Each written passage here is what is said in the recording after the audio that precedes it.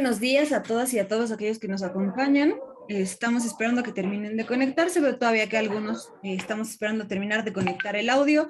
Aquellos que ya nos escuchan y que ya nos ven, pedirles por favor que podamos mantener los micrófonos apagados de manera que no viciemos los sonidos de los demás compañeros y en la medida de lo posible su cámara prendida para que nuestro tallerista pueda verles sus rostros, pueda conocerlos y pueda seguir un poco más de cerca la dinámica que vamos a desarrollar en este curso express.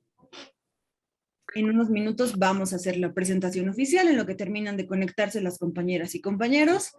Mientras les vamos dando la bienvenida y damos unos minutitos más para que arranquemos el taller.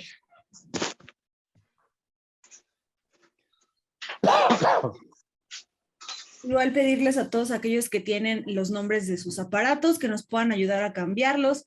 Si tienen, por ejemplo, Samsung, Nokia, que puedan poner el nombre que tienen o el nombre por el que les gustaría que los llamemos para que podamos identificar a todos los participantes.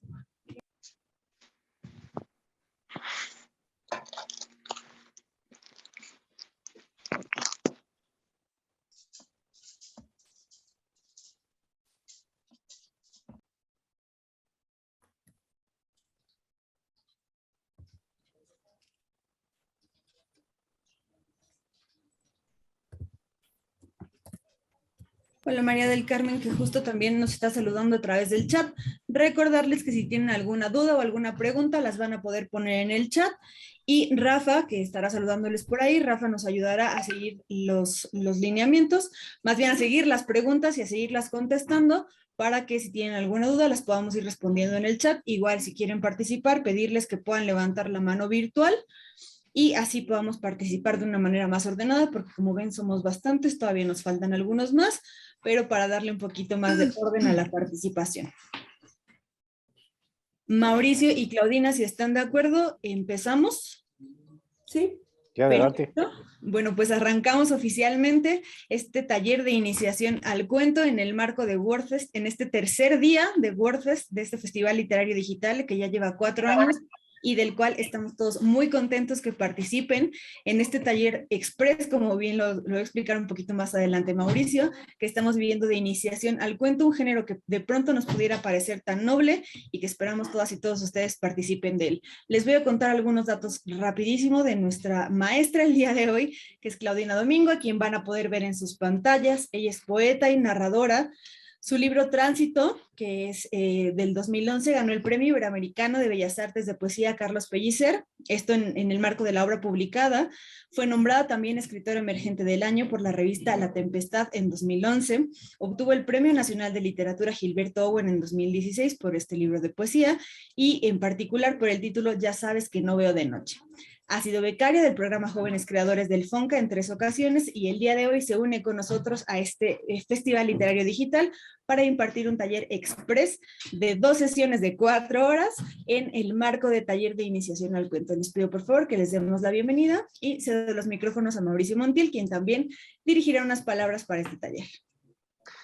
Gracias, Stephanie, y buenos días a todas las personas que nos acompañan en este taller de iniciación al cuento que va a dar pues mi querida amiga y colega Claudina Domingo, como ya dijo Stephanie, poeta y narradora, poeta, cuentista y novelista en ese orden cronológico de publicaciones, y me da mucho gusto que Claudina haya aceptado esta invitación, sobre todo para trabajar algunos conceptos generales sobre el cuento, un género que como sabemos pues cuenta con, ahora sí que el cuento cuenta con numerosos exponentes muy valiosos a lo largo de la historia.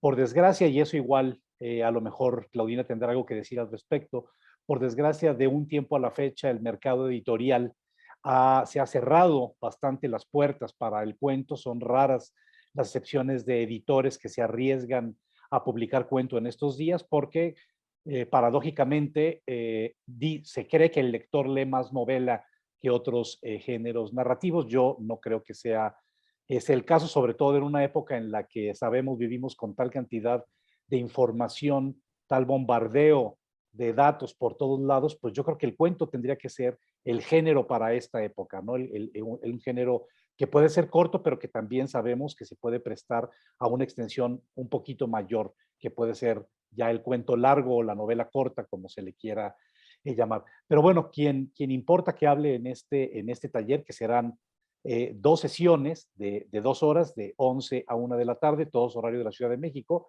y de 4 a 6 de la tarde, pues la que importa que hable, insisto, es Claudina, y sin más, pues Claudina, bienvenida. Muchas gracias por aceptar la invitación a WordFest 3.0, esta quinta edición 2022, y pues adelante. Muchas gracias, querido Mauricio. Muchas gracias por invitarme. Me da mucho gusto estar aquí en WordFest. Es todo un placer. Y veo que que tengo bastantes participantes. Entonces es todo un reto y también todo un gusto.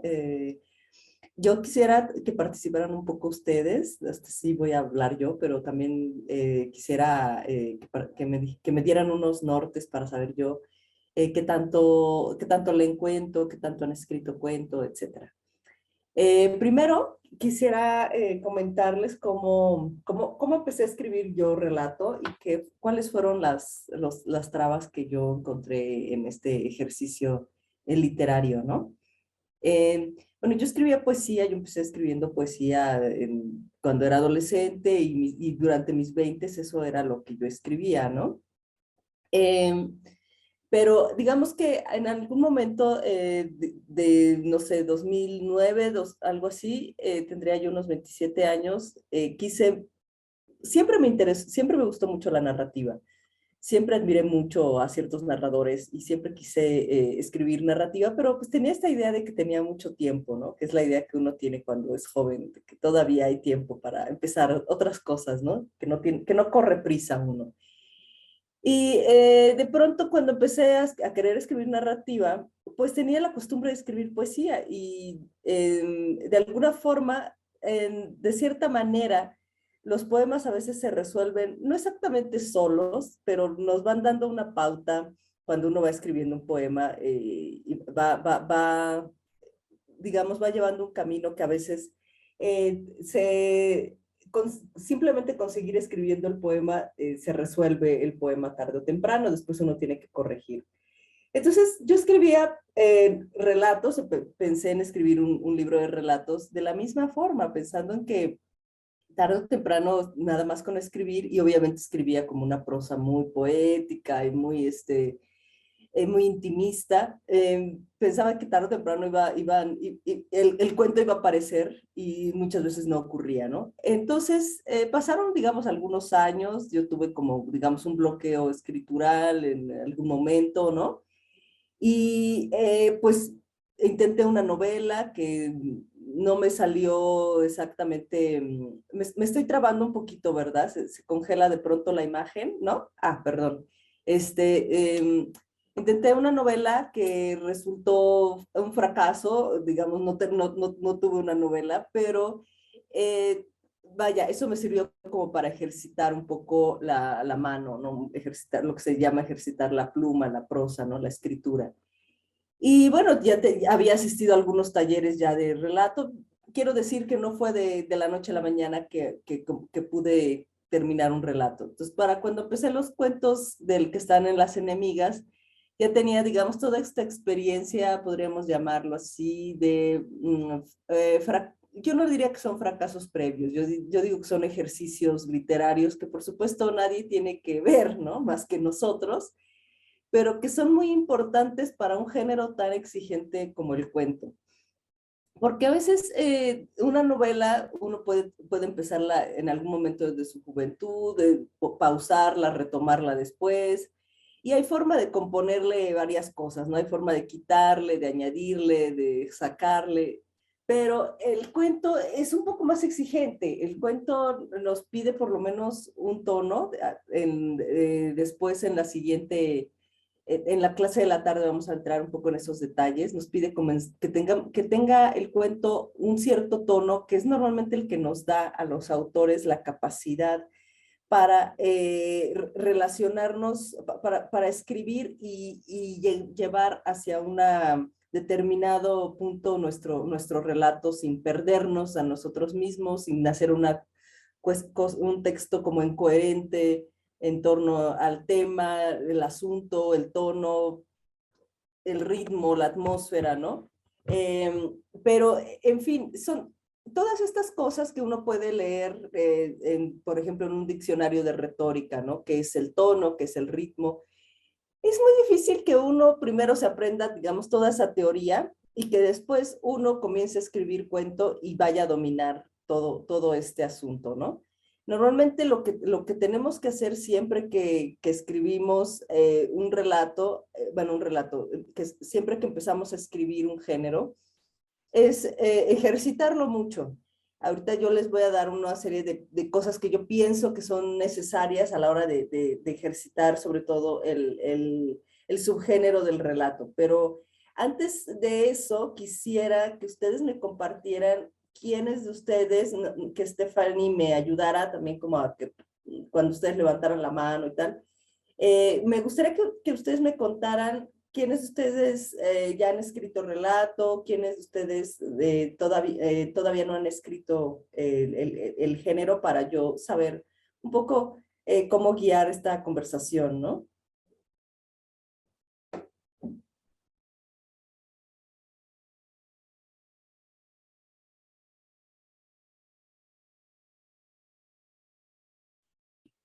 De nuestros participantes, si nos ayudan a levantar la mano, quienes creo que es más sencillo así, que podamos identificar a quienes ya han escrito y conforme levanten la mano, si Claudina quiere irles preguntando qué han escrito, creo que es una buena manera de reducir el tema de los participantes. Sí. Por ahí ya tenemos la manita levantada de Dionisio, de Oliva y de Alma Italia. Entonces, si quieres, empezamos con Dionisio.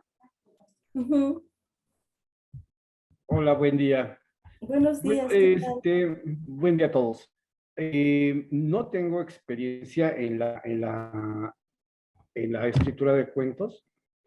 He experimentado un poquito en la cuenteada, en la lectura, y sí me interesa tener herramientas a articular historias que he escuchado de paso. Me gustaría también reducirlas a escritura y de ahí también tener más herramienta para contar.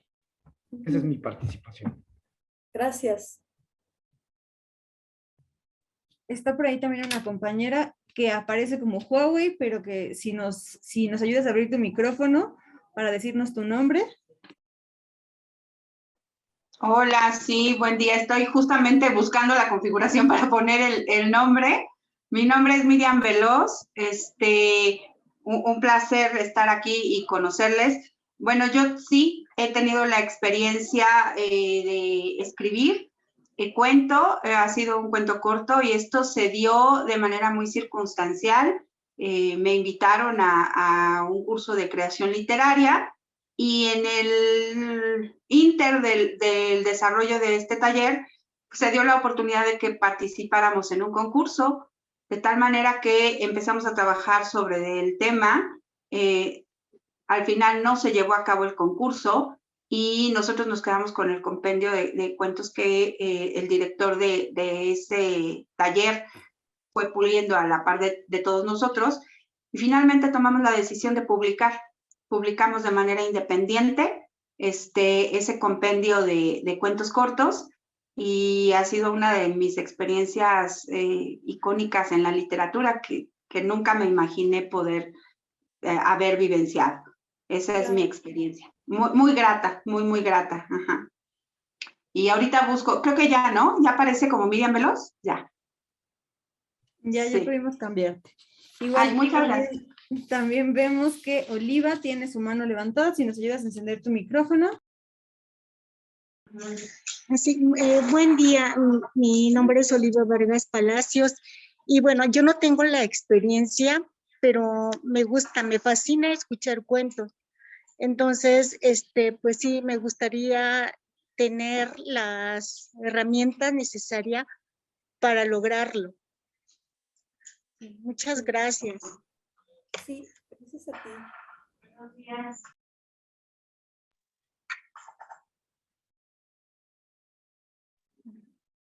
Perfecto. Si ahora, perdón, si ahora nos apoya Krupskaya, por favor, si se pronuncia así.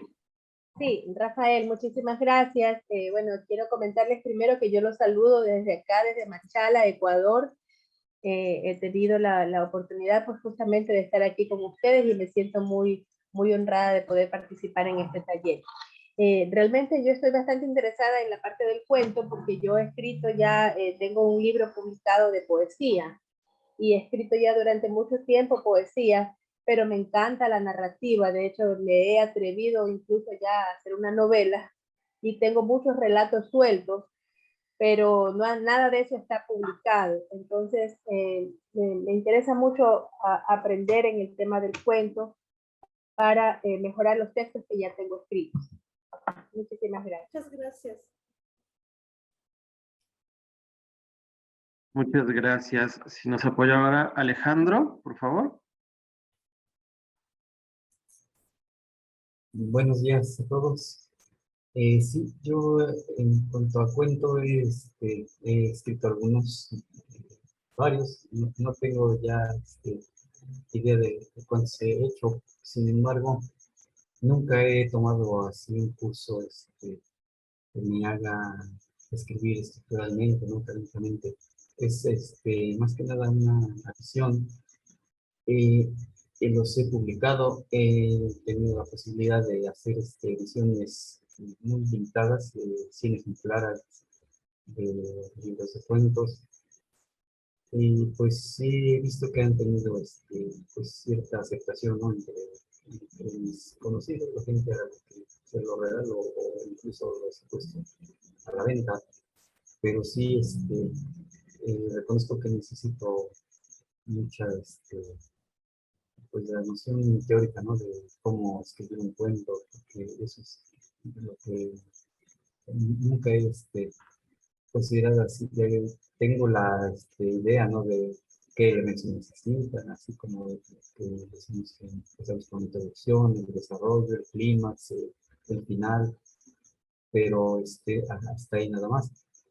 Y como aquí en Tenancingo, en Estados Unidos, donde vivo, hay muchas leyendas, y yo he tomado esas leyendas, las he modificado de alguna manera, se ha adaptado a mi forma de escribir, y los he escrito en forma de cuentos. Entonces también los considero parte de mi producción de cuentos. Pero pues sí, creo que un taller como este me va a servir de mucho. Gracias. Muchísimas gracias. Claudia, una pregunta. Todavía nos quedan muchas participaciones. No sé si las terminamos todas o... Yo hago una intervención y luego continuamos en unos 15 minutos con las siguientes participaciones, ¿no? Ok, perfecto. Bueno, normalmente existen varias formas de escribir un relato, un cuento. Digamos que si nos atenemos como a una cuestión teórica muy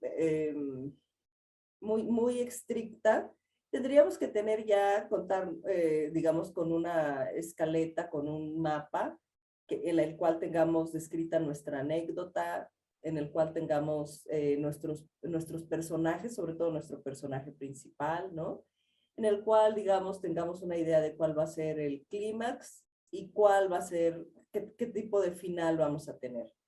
Pero la verdad es que es muy difícil y es muy raro que uno tenga todos esos elementos, sobre todo cuando uno está comenzando a escribir cuento.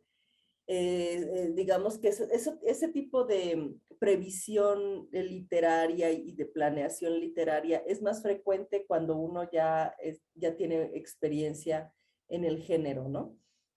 Porque entonces uno ya sabe cómo escribe uno, qué tipo de estilo tiene uno y qué tipo, hacia dónde más o menos van a llevar, vamos a llevar a nuestros personajes, o qué es lo que, con qué material contamos nosotros como material capital, nuestra forma de desarrollo literario. Pero, insisto, esto es relativamente infrecuente cuando uno comienza a escribir relato. Sin embargo, sí conviene tener por lo menos una anécdota básica, tener una anécdota básica para empezar nuestro relato. ¿qué vamos a contar? A veces lo que nos ocurre, lo que muchas veces nos acerca a escribir literatura son cosas que hemos visto, ¿no? Son cosas que nos han llamado la atención, que nos parecen trágicas o cómicas o una mezcla de ambas, sobre todo en México, ¿no? Y nos da la impresión de que tenemos que contarlos, de que es algo que solo nosotros hemos visto. A veces es cierto, a veces no, pero siempre vale la pena pensar que solo nosotros lo hemos visto y que tenemos que contarlo. Pero esta es, digamos que la anécdota. Pongamos por un ejemplo relativamente, un ejemplo si quieren muy cómico, pero vaya, supongo que algunos de ustedes están familiarizados con este video que circula en redes, donde donde van filmando en una camioneta hacia la parte de afuera, hay como un llanito, van como en un camino de terracería, y lo que filma la mujer, se escucha que es una mujer que lleva el celular en la mano, es un perro que viene caminando bueno, ya en el campito, y el perro trae puestos unos lentes oscuros. Y entonces la mujer dice algo así como, no mames, es un perro con lentes, ¿de dónde salió ese perro con lentes, no? Y el otro le dice, mira, sí es, y entonces la mujer voltea el celular hacia donde está su pareja, que le dice, sí, es un perro con lentes. Y la pareja, el hombre que va manejando, es un payaso. Está pintado como payaso, ¿no?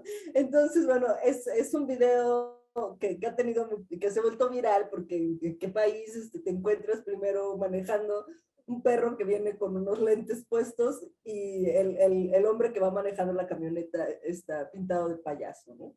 Entonces, vaya, eso es una cosa que si tú, digamos, si no estuviera en redes, si tú tuvieras la oportunidad de verlo, vas en otro coche, te parece una cosa digna de ser contada, ¿no? Por lo menos se la cuentas a todas las personas que conoces y después se te ocurre que con eso quieres hacer un relato.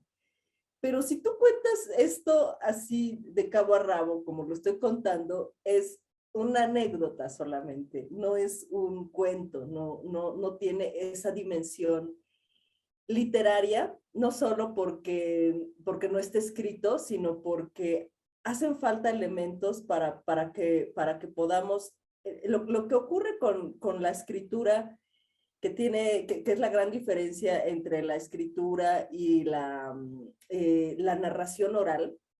Pues lo primero que ocurre del paso de la narración oral a la escritura es que se pierden elementos en los cuales nuestra audiencia no está en capacidad de ver qué cara hicimos, de qué forma lo contamos muy serios o lo contamos divertidos, nos aguantamos la risa y lo contamos totalmente serios, o todo el tiempo nos estuvimos riendo, no alcanza a escuchar nuestras inflexiones de voz.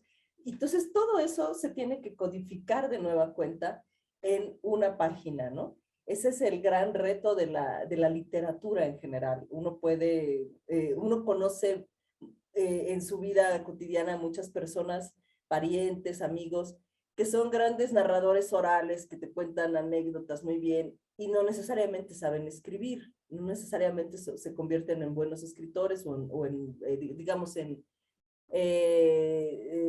por lo menos fluidos cuentistas, novelistas. Esto es porque de todas maneras se pierden todas esas inflexiones, todos esos tonos de voz, todo aquello que uno hace en la narración oral, pues necesariamente se pierde cuando uno escribe, y uno tiene que encontrar esos códigos y esas maneras en la escritura, en la prosa. Entonces, también uno tendría que decidir, por ejemplo, en el caso de esta anécdota que les cuento, ¿no?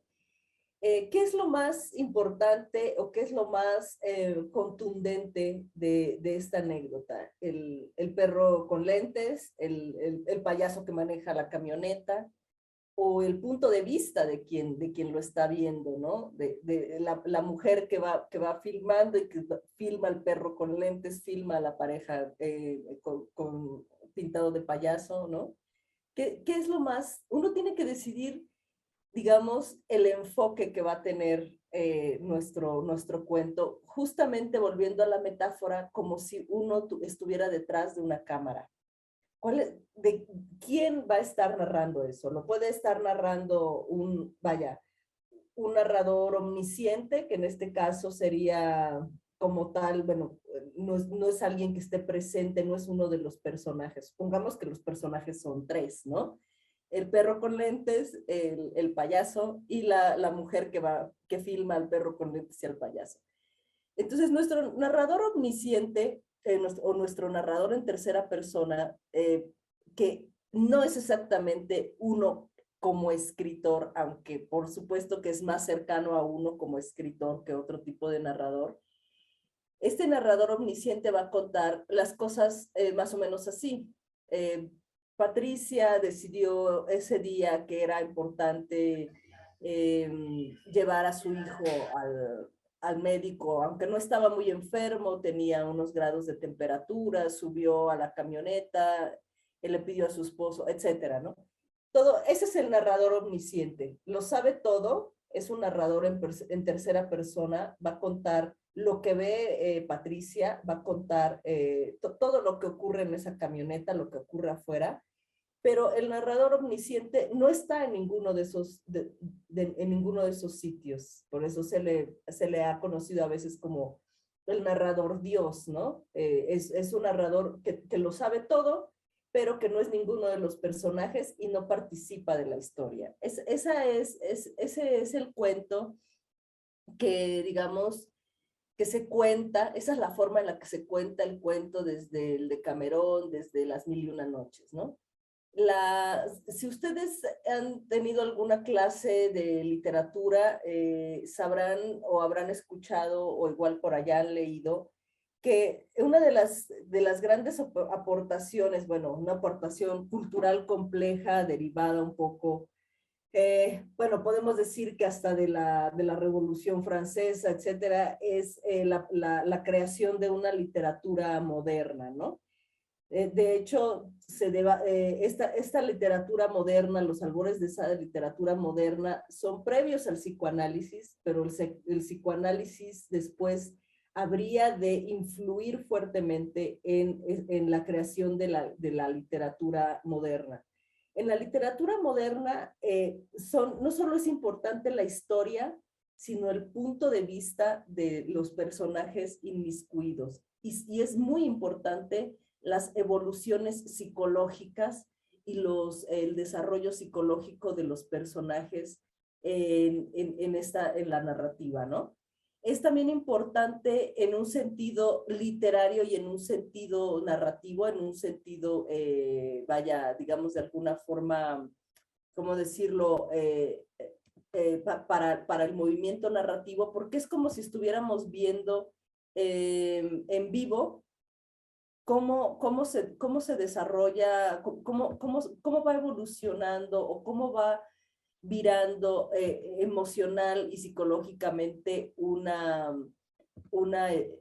personaje, ¿no? Entonces, en este tipo vaya, lo que escribimos ahora en general es literatura moderna, ¿no? En esta literatura moderna, lo que sería más importante, volviendo al tema de esta anécdota que les cuento, lo que sería más importante es de quién es el punto de vista. Si partimos del hecho de que quien está filmando es la mujer que va en el asiento del copiloto de la camioneta, el punto de vista más importante sería el de ella, y por lo tanto ella podría narrarlo en primera persona, ¿no? Me subí a la camioneta, tenía mucha prisa, y podemos ahí ver la evolución psicológica que puede tener el personaje, porque puede comenzar el cuento con algo efectivamente serio, importante, o por lo menos de cuidado, como que tiene al hijo enfermo, ¿no? Y el lector no sabe que se va a encontrar a mitad o hacia final del camino de este relato con un evento cómico, ¿no? Pero ese cambio por supuesto que también en tercera persona se escribe desde hace muchos años de forma moderna. Pero la aportación de este cambio del siglo XIX hacia ahora es que se recae mucho y hay mucha importancia en qué ocurre dentro de los personajes, en el punto de vista que tienen los personajes y en qué representa para ellos emocionalmente lo que sucede en el relato. Digamos que la anécdota no es solo la anécdota pasa de ser algo chistoso para divertir al auditorio, por ejemplo en este caso, ¿no? Que digamos que uno como narrador oral cuenta esto para que los demás se rían, ¿no? En un relato literario ya, digamos, de tinte moderno, esta cuestión, esta primera anécdota chusca, tiene que revestirse y tiene que ser importante de otras maneras para los personajes, ¿no? Entonces, ese cambio digamos, fundamental de intención en el cuento es muy importante y es una de las cosas que más nos puede costar como escritores noveles de relatos. ¿Cuál es el tono? ¿Cuáles van a ser las evoluciones de nuestro personaje principal? Yo les recomiendo siempre que tengan un personaje principal. De hecho, si alguien estudia, bueno, los estudios que se hacen digamos, estadísticos y literarios de los cuentos, hay un personaje principal y a veces hay dos personajes principales, uno es el contrapunto del otro, pero si no tenemos un segundo personaje tan importante, por lo menos siempre hay que anclarse de un personaje. Ahorita les voy a explicar por qué ese es un truco, eso es algo que no parece tan importante, pero que resulta que nos facilitará mucho la vida a la hora de escribir cuentos. Pero antes, y quiero seguir escuchando sus experiencias, nos habíamos quedado, no sé con quién, pero sus experiencias en torno a la escritura y lectura de relatos. Ok, si continuamos entonces, ¿nos apoyas? Marina, por favor, con tu micrófono. Hola, mucho gusto, un placer estar con todos ustedes, de verdad con el festival que nos da este chance. Claudina, gracias por tu tiempo. Yo soy actriz y obviamente estoy muy pegada al relato, pero antes de ser actriz, lo que estoy segura que me impulsó a ser actriz y creadora es la lectura. Entonces soy una total amante de la lectura, entiendo el cuento. El primer libro que leí era de Irma Serrano y yo creía que era un cuento, porque tenía muchas imágenes que eran caricatura. Luego vi que era de adultos, pero lo entendí años después. He hecho un cuento, estoy segura que soy una escritora, pero una escritora que no ha tenido el tiempo de escribir, pero lo soy. Horacio Quiroga también me voló el seso en la infancia. Ahorita estoy con los hermanos Grimm otra vez porque mi hijo los está súper repasando. En fin, el cuento me parece dijiste tú hace un momento, un tamaño, ¿no? Necesita un tamaño y una precisión que los otros géneros, que son maravillosos, es diferente. Entonces el cuento me encanta. Tengo uno que, como tú decías, viendo mis notas, decías al menos una anécdota básica. Me lo pidieron para pandemia de racismo y con esas dos premisas salió un cuento que se llama Las olas. Oh, muy bien. Gracias. Muchas gracias. Ahora, si nos apoya, por favor, Edna. Hola, ¿qué tal? Buenos días. Bueno, en realidad nada más he hecho 2 veces un cuento. Uno que fue para Navidad, que fue para Red de Cultura 12, y otro que fue para el trabajo que fue Mi cuerpo es mío y merece respeto. Y bueno, he actuado en Teatro Guiñol y lo que es el teatro actuado, pero es meramente de laboral. Es lo que he hecho. Gracias. Y por último teníamos a Analicia. Por favor. Qué gusto saludarles a todos, buenos días. Pues debo confesarles que escribo poesía, es lo que me dedico. Me encantaría aprender con ustedes los conceptos generales, ¿no?, del cuento para seguir adelante, porque he escrito algunas ficciones, algunos cuentos, bueno, breves relatos, ¿no?, para los niños, didáctico totalmente como docente que estuve en la escuela, y quiero realmente hacerlo en forma para después llegar a una novela, iniciar con ustedes. Muchas gracias. Muchas gracias. Y era la última que teníamos. No sé si alguien más quiera participar. Fernando. Hola, ¿qué tal?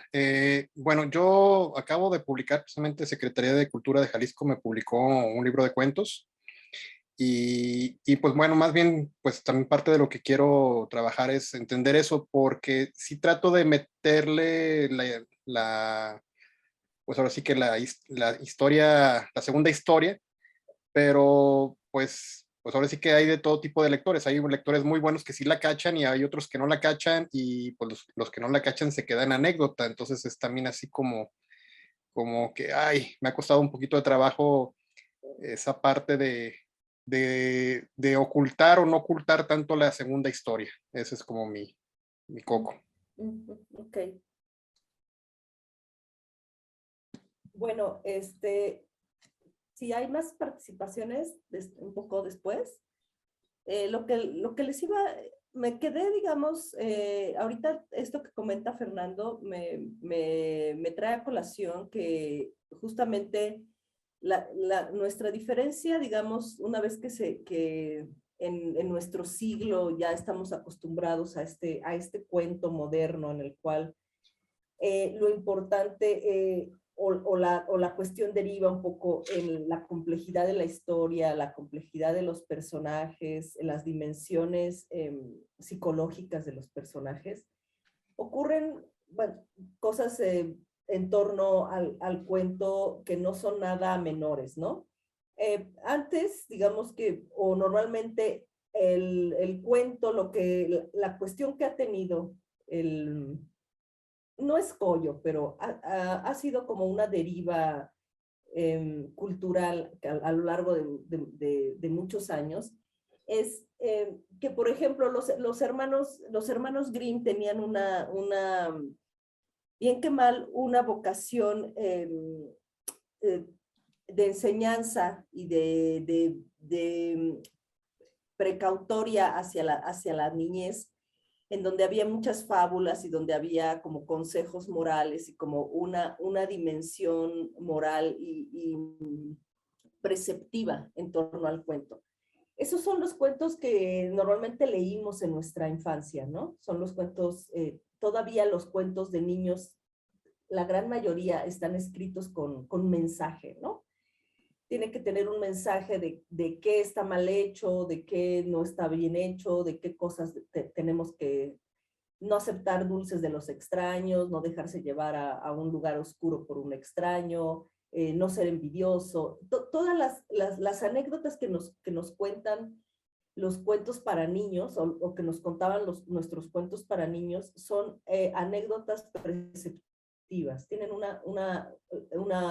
un fundamento de enseñarnos moralmente a conducirnos para cuando seamos mayores. Obviamente el cuento que conocemos, el cuento literario, no debería tenerlas, eso es lo que uno piensa, ¿no? Que debería estar ajeno a esta circunstancia preceptiva. Pero nosotros crecimos leyendo esos cuentos con moraleja, estos cuentos morales, y a veces es muy difícil a la hora en la que uno está escribiendo su relato, se da cuenta en algún momento de que nuestro relato también tiene de cierta forma un grado de moraleja moral, ¿no?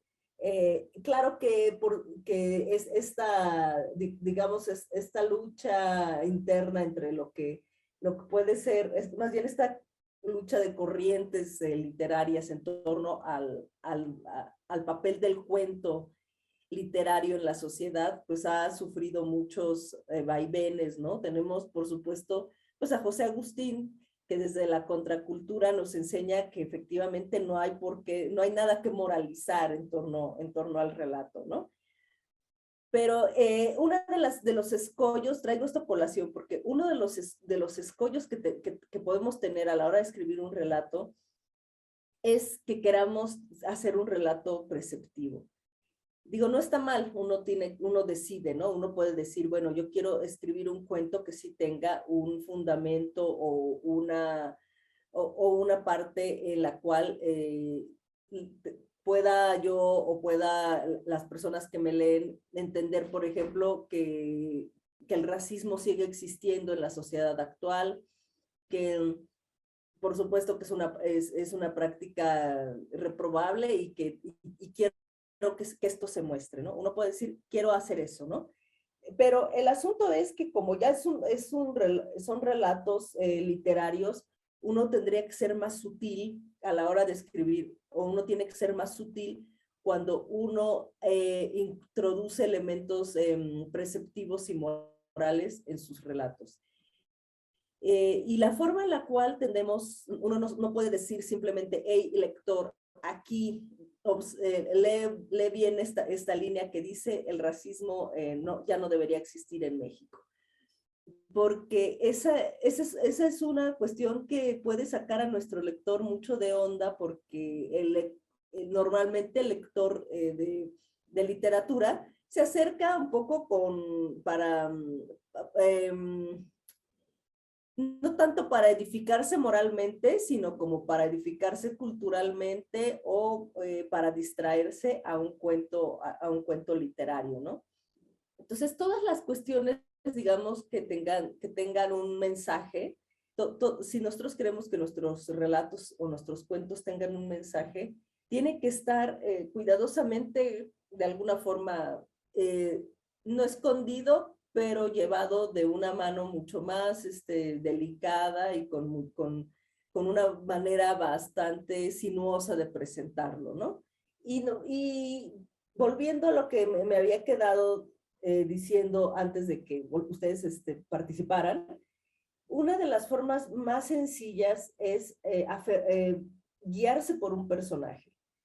Esto significa, de alguna forma, encarnar o entender al personaje nosotros mismos. Existen varias formas para hacer esto, ¿no? Una que a veces recomiendan es crear una ficha del personaje, una especie de ficha técnica en donde se dice que qué edad tiene religión, es heterosexual, es homosexual,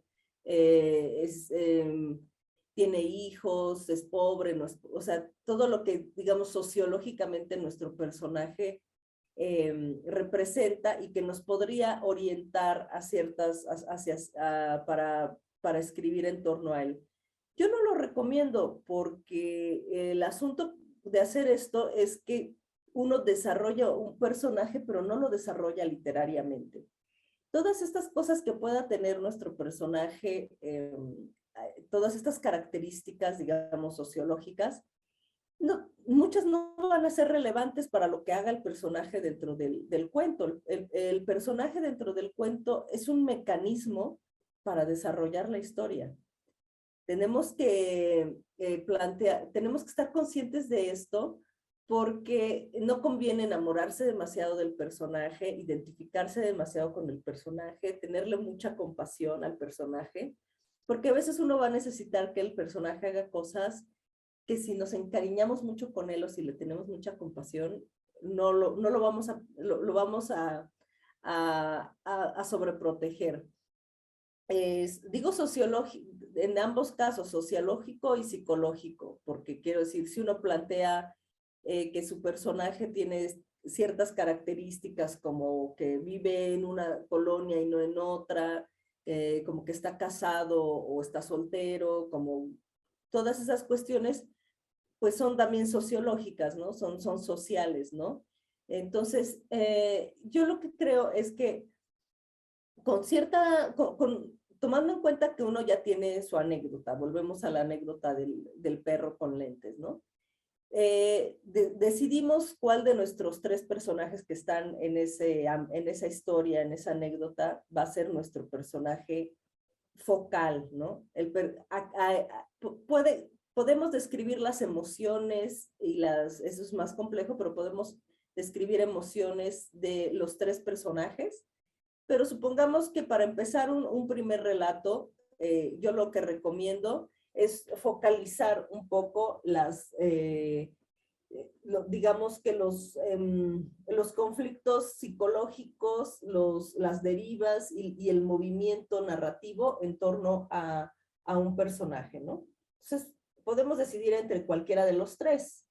Y de hecho, la decisión de esa decisión que hagamos en el marco de esta anécdota, va a ser una decisión fundamental porque nos va a dar el tono, probablemente, del texto. Si decidimos que nuestro personaje principal y aquel que de alguna forma, de aquel que vamos a describir los movimientos psicológicos y emocionales, va a ser el perro, pues será, por supuesto, un relato que tenga un tinte un poco fantástico, ¿no?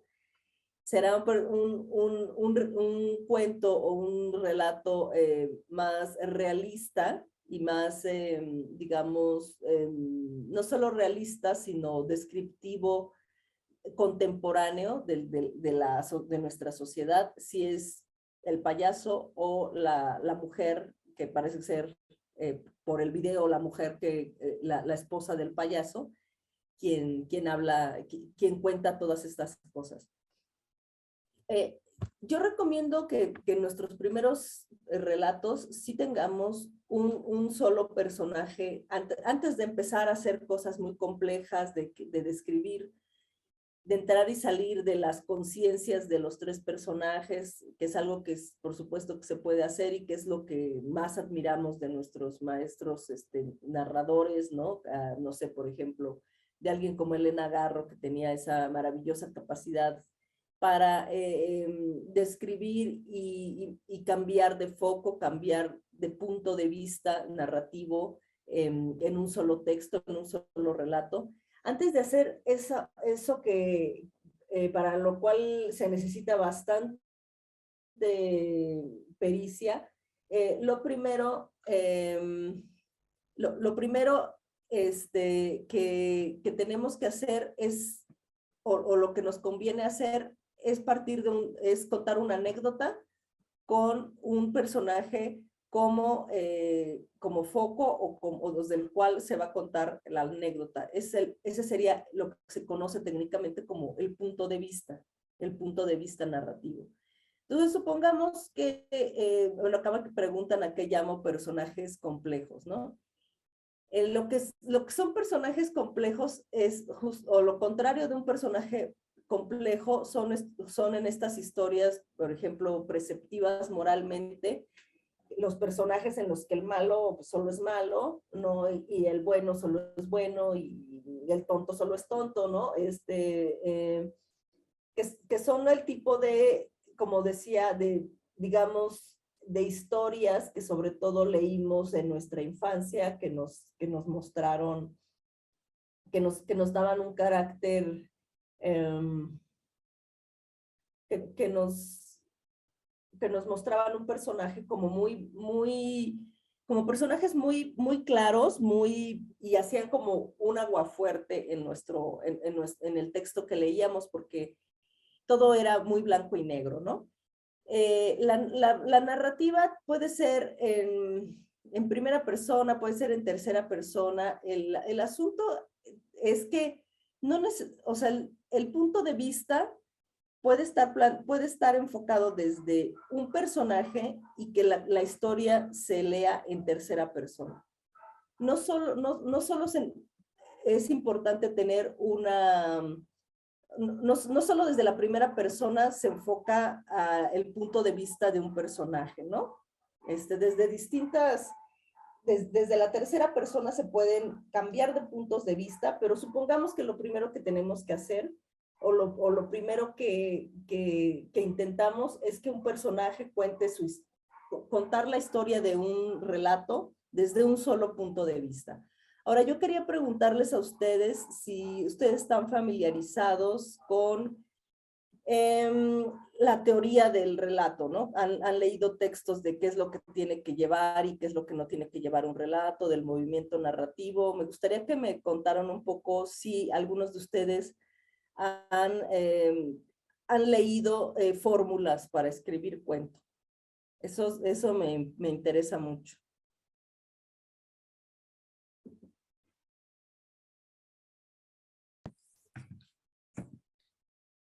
Hola Claudina, te cuento, es muy curioso y ahorita que preguntabas, en realidad nunca he tenido una teoría como tal, más bien todo ha sido práctica y como le decía Miriam o los demás hace unos minutos, ¿no?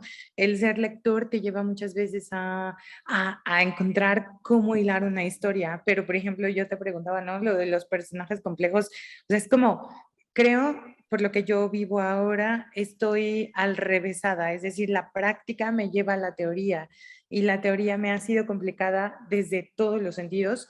Te cuento, yo hace más de 15, 18 años aproximadamente estudié en la Escuela de Escritores, o justamente el diplomado literario, y esta parte de la teoría no se me da, soy como más práctica y encontrar todos los términos a través de, si tú me dices, el burro en el cuento hace esto, creo que lo entenderé como más fácil, por ejemplo. Ok, gracias.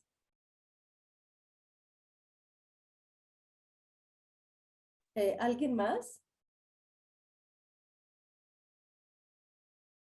Ok.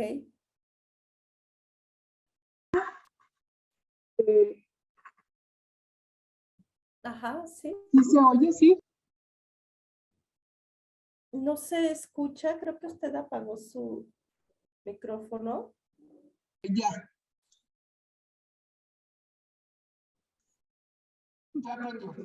En mi caso he escrito algo de cuento, pero como dice la compañera, a través de lectura, a través de analizar los cuentos, estudié algo de letras y lo que hacíamos era analizar el cuento, no escribirlo. Entonces nunca nos dieron los lineamientos de cómo escribir un cuento. O sea, esto que acabas de decir, por ejemplo, de que la historia no es el personaje, entonces eso suena que el personaje cuando tiene toda esta afirmación se convierte en novela. Pero si no, pues es lo que tú nos dijiste, no te metes a fondo con el personaje. Pero ¿qué más tenemos? Bueno, sabemos que es más corto, sabemos que es centrado en un solo tema, pero hasta allí. Entonces, más teoría no, y sí me encantaría saber, por eso estoy aquí. Más si me dijeras que vas a dar un curso de cuento, yo me meto a escribir cuentos contigo. Sí. Gracias. Bueno, voy a intentar responder algunas de estas preguntas y les quería decir que preguntaba respecto de la cuestión de si habían leído como fórmulas para escribir cuentos, porque muchas veces me ha pasado a mí en talleres que llegan y me dicen, bueno, yo tengo la fórmula del maestro tal, la leí en este libro que un cuento tiene que tener una preintroducción, una introducción, un movimiento A, un clímax, un movimiento B, y entonces el asunto termina en que tienes un montón de estadios o de pasos para escribir un cuento y te apegas tanto a ellos que a veces lo que terminas escribiendo es algo que nada más, entre comillas, pueda complacer a la persona que escribió los formatos y los machotes de cuentos. Por supuesto que, como nos dicen aquí Noemí, el planteamiento y el nudo y el desenlace es lo básico que se manejan en general en en los cuentos, vaya, en los talleres de cuento, ¿no? El asunto es que hay diferentes escuelas y diferentes formas poéticas de escribir relato, ¿no? Y por ejemplo, el relato anglosajón, el relato que sobre todo se escribió a mediados del siglo XX en Estados Unidos y que sigue teniendo mucho auge allí, y del cual abrevaron también nuestros autores, es un relato en el cual son más importantes los personajes y no necesariamente vemos un desenlace muy experimental, un desenlace muy raro, a veces el planteamiento está, pues, digamos que difuso ahí, ¿no? Lo cual nos ha llevado, por supuesto, a mucha gente a teorizar qué tanto un relato, qué es un relato, si hay una gran diferencia entre relato y cuento, si a una cosa no se le puede llamar cuento porque no tiene un desenlace que resignifique todo el texto, ¿no? Pero la verdad es que lo que escribimos muchos autores en México es una mezcla de eso que se podría llamar cuento y relato, ¿no? Tomando en cuenta que pensamos que en el cuento hay que tener un final que resignifique todo el relato y que nos muestre una realidad que no habíamos visto, que nos revele la historia oculta, la historia secreta. Por eso lo que yo creo que es muy importante es trabajar los cuentos y los relatos desde puntos de vista. Los puntos de vista nos permiten a nosotros plantearnos también qué tantas cosas vamos a incluir en un relato, qué tantos motivos de la historia, qué tantas fuentes de la realidad o de la anécdota vamos a incluir en ese relato. Entonces, el punto de vista, independientemente de si tenemos un personaje, un relato en tercera persona o en primera persona, el punto de vista es el que muestra lo que ve cierto personaje. Cuando hacemos un cambio de puntos de vista, mostramos las ideas de un personaje y nos cambiamos a otro personaje para mostrar las ideas del otro. Yo lo que recomiendo para comenzar con nosotros, con nuestro primer relato o nuestros primeros relatos, es que mostremos el punto de vista de un solo personaje para no perdernos. Esto va a ser muy importante para toda la narración porque nos va a dar los fundamentos psicológicos también de nuestro personaje. Siempre que nos... me están preguntando aquí que si en esto del cambio de personajes es válido lo que llamamos la vuelta de tuerca. Bueno, la vuelta de tuerca no tiene tanto que ver con los personajes, sino con la historia, ¿no? Y a veces esa vuelta de tuerca se puede dar en un relato o en un cuento que está narrado en tercera persona y ahí no hay cambio de punto de vista y se da la vuelta de tuerca, que es mostrarnos la historia oculta o la historia B de lo que estamos contando.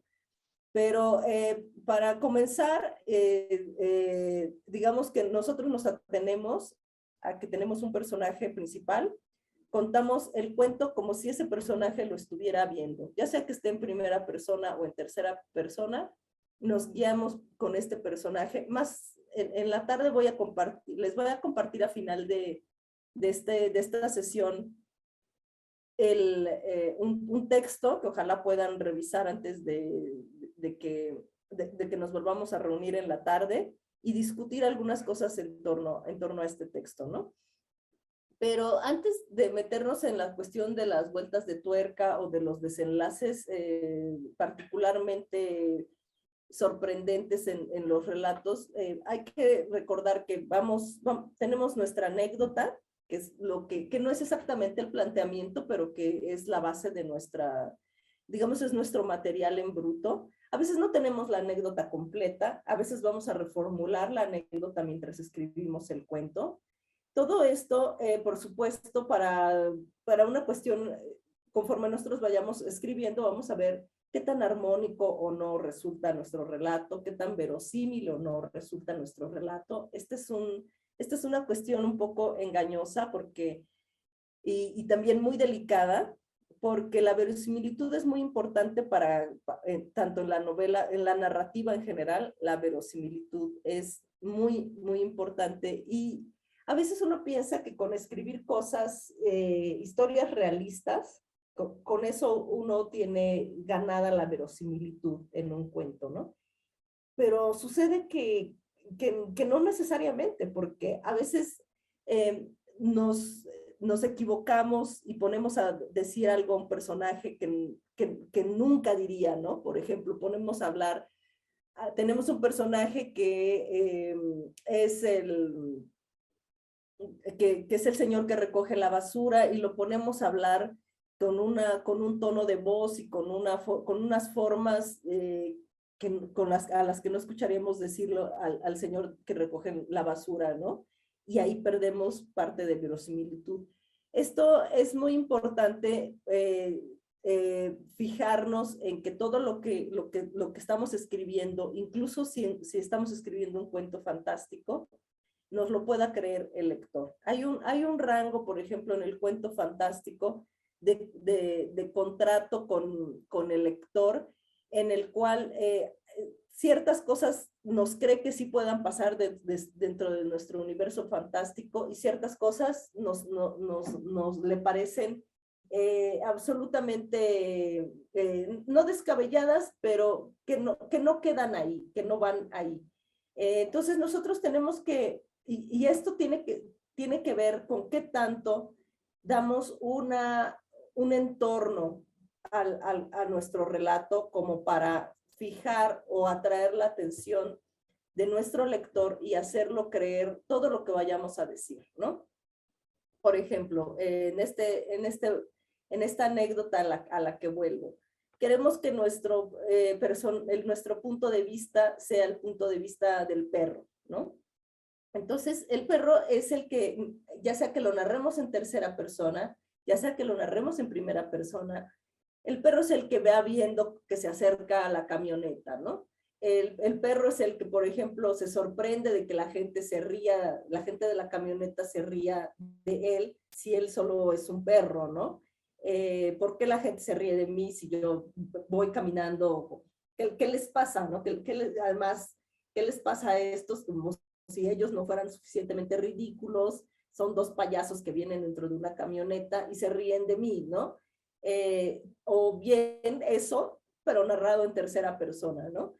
Entonces ahí la historia oculta, que era lo que decía Fernando Barba, se revelaría en algún momento en el cual, ya sea porque se acerca a beber agua al perro en un charco, ya sea porque pasa frente a otro lugar y frente a un cristal y observa sus lentes, y ese sería el momento en el que nos revela por qué los ocupantes de la camioneta se ríen de ese perro, ¿no?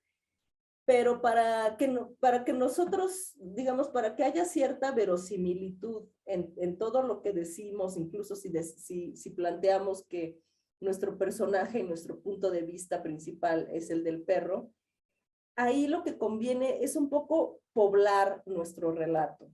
La verosimilitud se va ganando curiosamente con palabras, se va ganando con más y más texto, peculiarmente, porque no, en otros ámbitos de la creación y en otros ámbitos del mismo relato y de la misma escritura narrativa, uno puede perder al lector por escribir de más, pero para crear un universo verosímil, aunque sea un universo fantástico, tiene que haber, digamos que un asidero y como cierta textura, cierta carne dentro del relato, ¿no?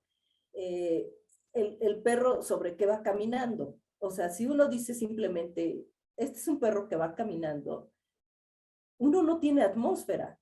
Y cuando uno no tiene atmósfera en general en la narrativa, no solo en el cuento, uno se enrarecen los personajes, se enrarece la anécdota, y esto, curiosamente, lo que genera es una duda de parte del lector, y uno va perdiendo el trato de verosimilitud que tiene con el lector. Entonces, puede ser mínima la contextualización, o más bien la creación de la atmósfera, o puede ser muy barroca la creación de la atmósfera, pero tiene que haber, digámoslo de esta forma, un escenario, ¿no? Tiene que haber un ámbito, porque esa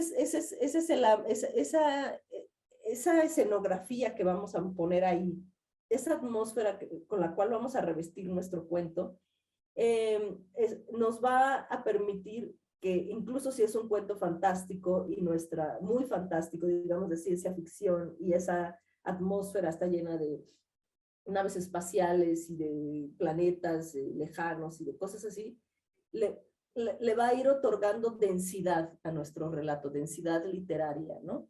Entonces, en este caso, tenemos que describir cosas que sean efectivamente, que contextualicen al lector, que lo lleven a sentir, a pasar de solo la lectura de una información, que esta es la cuestión que tiene la literatura y por la cual siempre la relacionamos un poco con el ámbito de las emociones, más que con el ámbito de las teorías, es que lo que leemos describe cosas que ya sea que no conocemos, en el caso de la ciencia ficción, o en el caso de los textos realistas, de las novelas, de los cuentos realistas, cosas que conocemos, pero que nos hacen no solo leer información, sino percibir con los sentidos lo que estamos leyendo, ¿no? Entonces, esta descripción de dónde va caminando el perro nos va, curiosamente, no solo nos contextualiza el ámbito donde está el perro, sino que son las primeras formas, y una forma muy básica, pero muy necesaria, de crear un ámbito verosímil, ¿no? Mientras más difuso, mientras más parezca una entelequia, y mientras más parezca que por ejemplo, que se escribió al aventón nuestro texto, vamos perdiendo la capacidad de sustentar nuestro trato de verosimilitud con el lector. Y eso es uno de los puntos más importantes al escribir un relato, que todo el tiempo nos crea el lector lo que le decimos, porque en el momento en el que empieza a dudar de que lo que está diciendo el escritor o el narrador, no solo, ya no digamos que es real, sino que es posible, ahí es más probable que deje de leer el lector. Yo quisiera preguntarles a los que tienen ya, sobre todo a los que tienen experiencia escribiendo, y los que han leído bastante cuento, como más o menos cuáles son sus autores predilectos, para saber también como de qué tipos de cuentos ustedes también están pensando. Normalmente uno escribe algo cercano a lo que han escrito los autores que admiramos.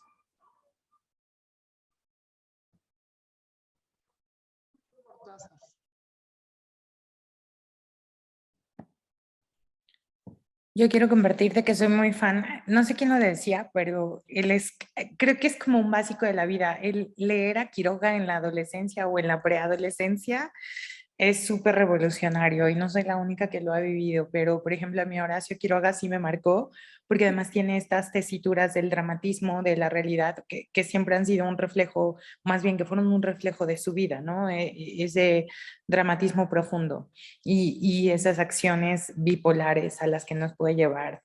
Un ejemplo claro es en el libro de cuentos Locura, Amor y Muerte, en el que habla de una tortuga que ayuda a otros, pero también habla de la gallina degollada, ¿no? Por ejemplo. O Cortázar, a través de sus narraciones extraordinarias, me permitió entender como estas tesituras, le llamo yo, como esa parte que en el cine son las texturas, para mí en el cuento es la recreación de los escenarios a través de esa explicación específica de cada momento, cada segundo. No sé, me pasó mucho con el libro de la carretera, de estos cuates que se quedan varados por días.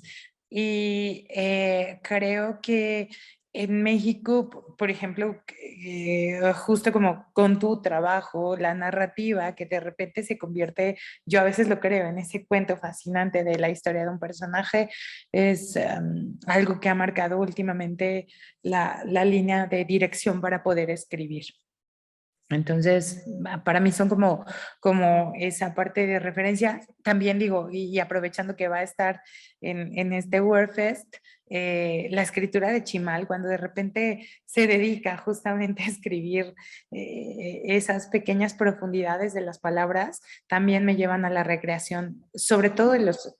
creo que esto es padre del cuento, a diferencia de la narrativa. El cuento te lleva mucho más rápido a la exploración de tus emociones y sentimientos de una manera mucho más directa que la narrativa. La narrativa a veces debes de tener quizá un contexto mucho más amplio de la historia o del lugar o del paisaje, o quizá las referencias que aparecen siempre como explicaciones, ¿no? Ejemplo, Toluca, ciudad fría, con un clima bipolar, ¿no? Es un ejemplo. Creo que esos para mí serían los personajes más emblemáticos que marcaron mi historia como cuentistas. Creo que Krupska ya levantó la mano, y Marina. Sí, bueno, yo solamente quería mencionar quienes se me vienen primero a la mente en el tema de cuentos, ¿no? Obviamente Edgar Allan Poe, para mí los cuentos de él en mi juventud, y no hace mucho comencé a leer a Clarice Lispector, que no la había leído yo de joven, y me enamoré realmente de los cuentos de Clarice Lispector, que para mí es espectacular. Sí, sí, sí. Marina, por favor. Como lo dije, Quiroga, que me voló el seso, Elena Garro, y ay, ya se me olvidó otro que iba a decir en este segundo. Pero Elena Garro, cuando la descubrí también fue toda una... Claro. Miriam, por favor. Sí, gracias. Bueno, pues también coincido con Edgar Allan Poe en su momento, en mi época de estudiante, Edgar Allan Poe, pero también a Edgar Allan Poe lo retomé mucho tiempo después, ya en mi edad adulta, y me permitió tener otra perspectiva de toda su literatura. O sea, aquello que era terrorífico en una edad, dejó de ser tan terrorífico en otra, y más bien siniestro, ¿no? O sea, desde el cómo escribir lo siniestro. Y tengo recientemente otro autor, se llama Ingrid Dumont, que escribe cuento corto, fábulas, y yo soy terapeuta, entonces yo lo ocupo mucho como mi herramienta de trabajo, todo el cuento corto que tiene, que nos permite ir a la reflexión, etcétera, etcétera. Entonces son de los dos que yo puedo compartir. Ok. Noemi. Sí, ¿me escuchan? Sí. Ok. Hace rato que Marina mencionó que había leído un cuento extraño que no había entendido. Uno de mis primeros libros que leí, bueno, yo empecé con la ficción desde muy niña y con el terror. Y mi primer libro, me topé con Cañitas de Carlos Trejo, no se rían. Pero de ahí me seguí con Stephen King y me gustaba la poesía, Jaime Sabines, por ejemplo. Pero bueno, fui mamá muy joven y desde entonces he estado leyendo muchos libros para niños. Entonces una vez me topé con uno de José Emilio Pacheco. Bueno, era un libro donde venían muchísimos cuentos. Ya anteriormente había mencionado que no tengo nada de mis escritos ni de mis libros, nada, porque perdí todo, hasta mis fotos. Pero sí, uno de los libros que más me dolió perder fue uno de José Emilio Pacheco, entre otros, ¿no? Porque era una colección extensa de muchos cuentos para niños. Entonces, pues, pues sí, son unas mezclas raras, ¿no? También Edgar Allan Poe y otras cosas que normalmente se va uno leyendo, ¿no? En la escuela y en la adolescencia, pero en sí lo que es Stephen King y marcó mucho mi infancia, incluso mi adolescencia. Gracias. Bueno, me preguntan aquí, creo que ahorita nada más, ¿verdad? Edna nos pregunta precisamente que cómo se podría enseñar a los menores de edad preescolar mediante el cuento, el que reconozcan sus emociones, incluso poderlo presentar en un guiñol. Y quiero yo preguntarte algo, Claudina, aprovechando esa pregunta también, ¿cómo eliminar un poco el paradigma o esta idea de que el cuento es infantil? Porque creo que al menos aquí en México se tiene muchísimo la idea de que el cuento es exclusivo para niños y ahorita estamos comprobando pues que no, que es un género para todo público. Sí, justamente, bueno, yo no soy especialista de cuento infantil y yo no tengo como mucha idea, mucho trato con niños, entonces yo no sé exactamente de qué forma se puede ayudar como mediante el cuento que los niños reconozcan sus emociones, pero supongo que tiene que ver justamente con crear personajes que sean muy afines para los niños, justamente con a lo que vuelvo con la verosimilitud, para que se puedan identificar los jóvenes lectores en esos personajes, ¿no? Me imagino que esa es una de las maneras.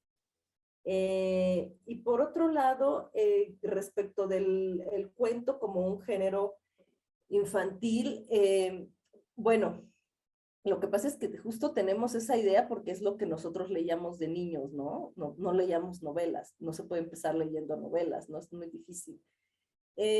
Pues creo que lo único que puede ocurrir es que, pues paradójicamente que las editoriales, decía Mauricio Montiel, que no apuestan por el cuento, que son pocas las editoriales que publican cuentos. Si más editoriales publicaran más cuento, esa es una forma en la cual cambiaría la percepción de los lectores mexicanos respecto de que el cuento es solo cuento para niños, ¿no? Perdón, Alma Italia, dime. Con respecto a lo que preguntaban de cómo enseñar a los menores de preescolar, rápido cuento una anécdota. Trabajé muchos años con niños en radio. Tuve la oportunidad de enlazar estas historias que preguntaban de cómo los cuentos pueden ayudar a reconocer las emociones. Algo que me funcionó es generar constantemente preguntas, es decir, una empatía, ponerte en el lugar del otro, y en el caso de los cuentos, para quien preguntaba cómo puedo hacerles, no solo para preescolar, y literal es, piénsalo tú como adulto. Cada enseñanza o donde detectes al personaje que tiene una enseñanza, pregúntate, ¿tú qué harías? ¿O qué sientes? ¿O a dónde te lleva? ¿O qué pensarías? ¿O cómo actuarías?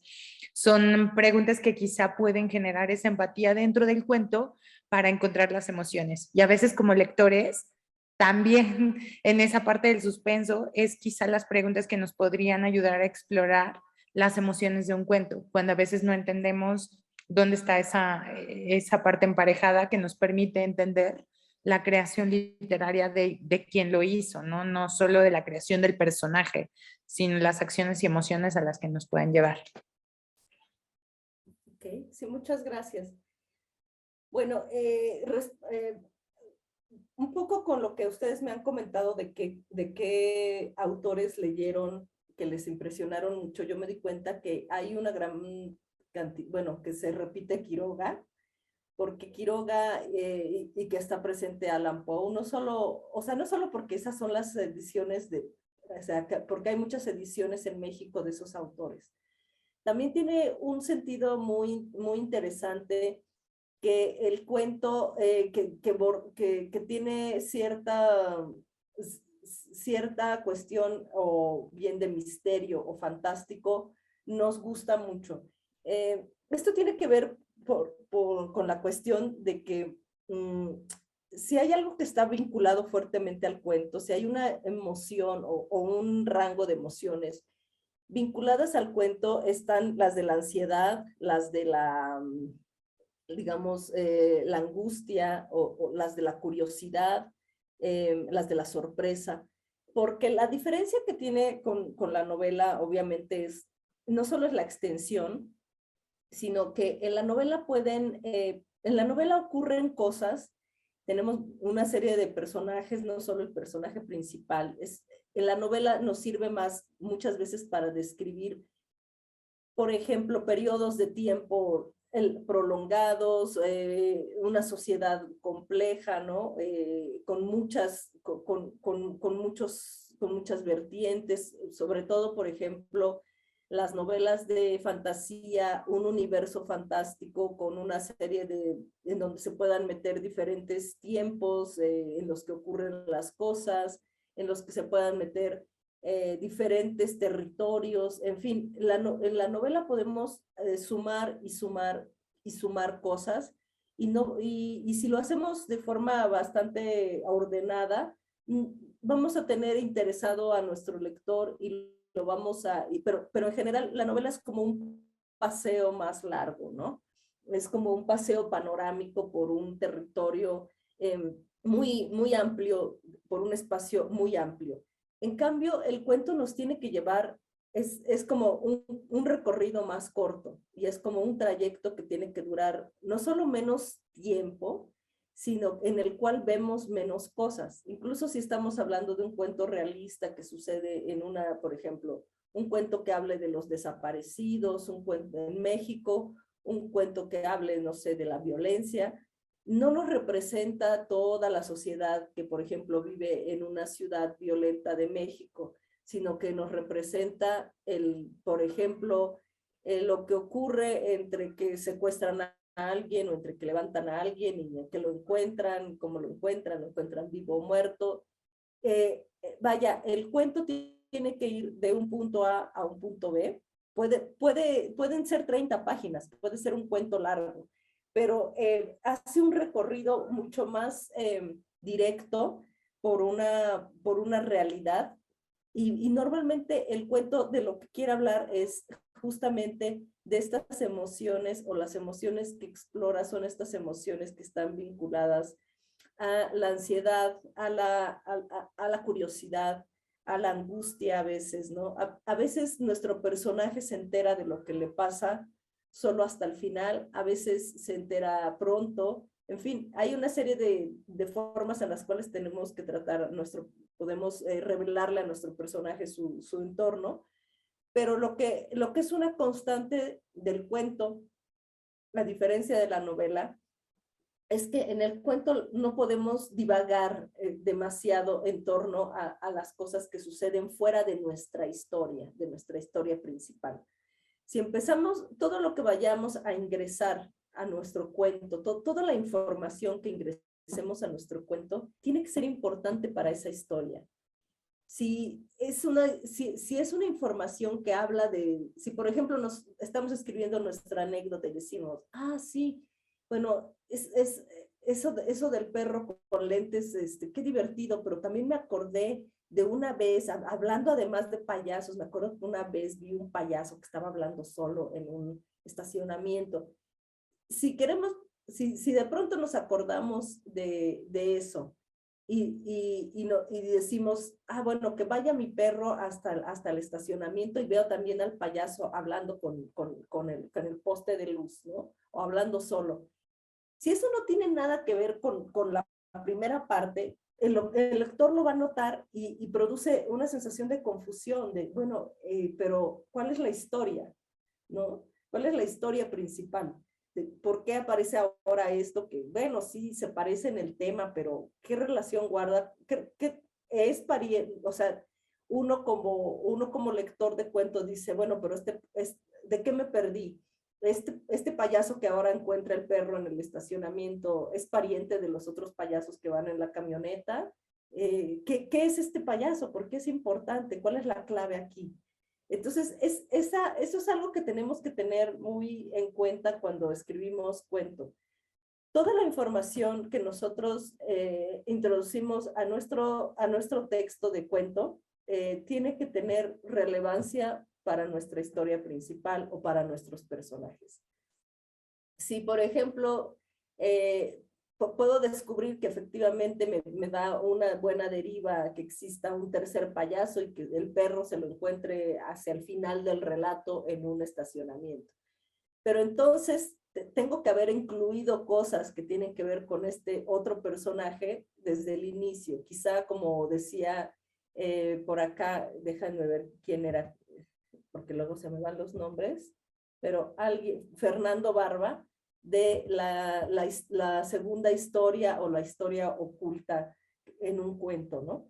Yo puedo empezar a meter elementos, yo ya sé, normalmente cuando uno mete una historia oculta o una segunda historia, una segunda trama, la historia de la cual, la historia que de verdad ocurre en el cuento, aunque no se hable demasiado de ella, cuando yo voy a hacer este movimiento narrativo, normalmente yo ya tuve un segundo, o por lo menos yo ya empecé a reescribir el cuento que empecé.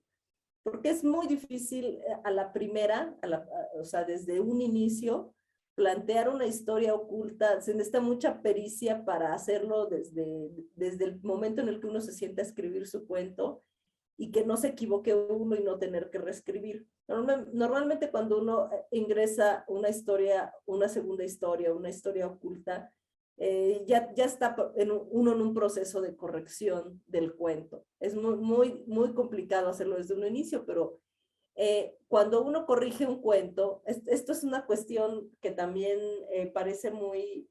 Hay aquí unas cosas que yo les anoté que parecen muy básicas, pero que son, o que parece que no vienen a cuento, que no vienen a cuento, pero son muy necesarias.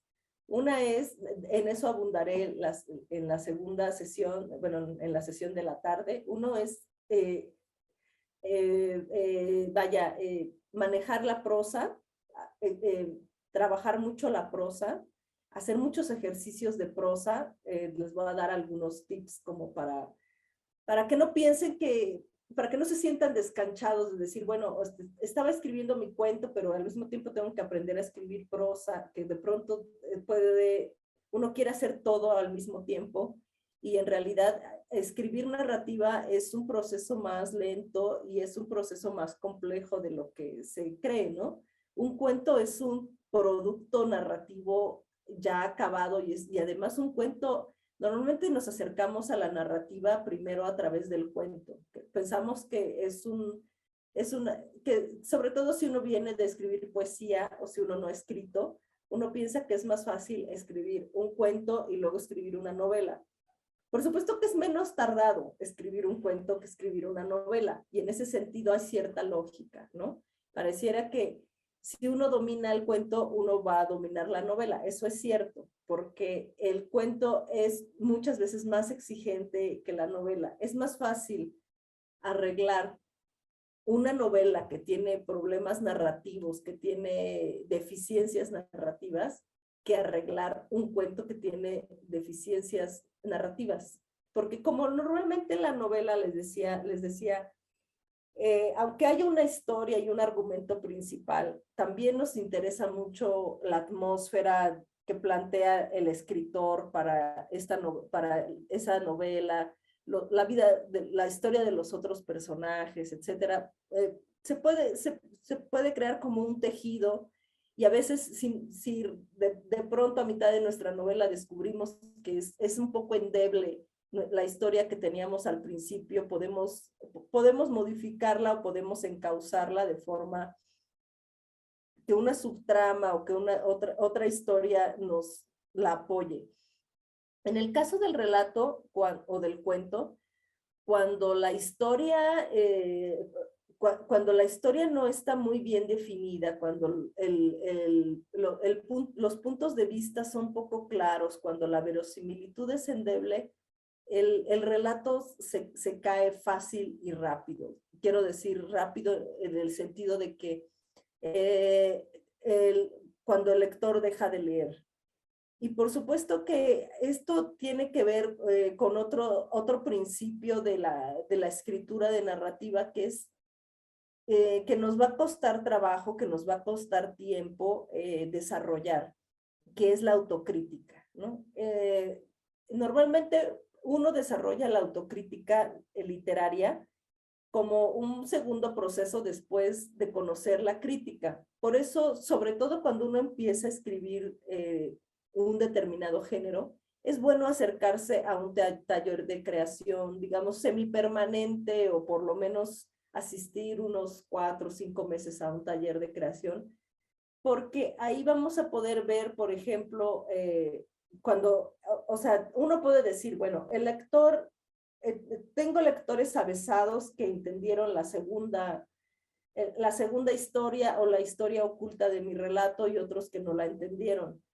Pero si uno llega a un taller literario y el 100% de las personas que escuchan nuestro relato o que leen nuestro relato no entienden nuestra historia B, es porque sí tiene problemas nuestra historia B. Si lo entiende una persona, con una persona que lo entienda, uno le puede echar la culpa a los demás lectores.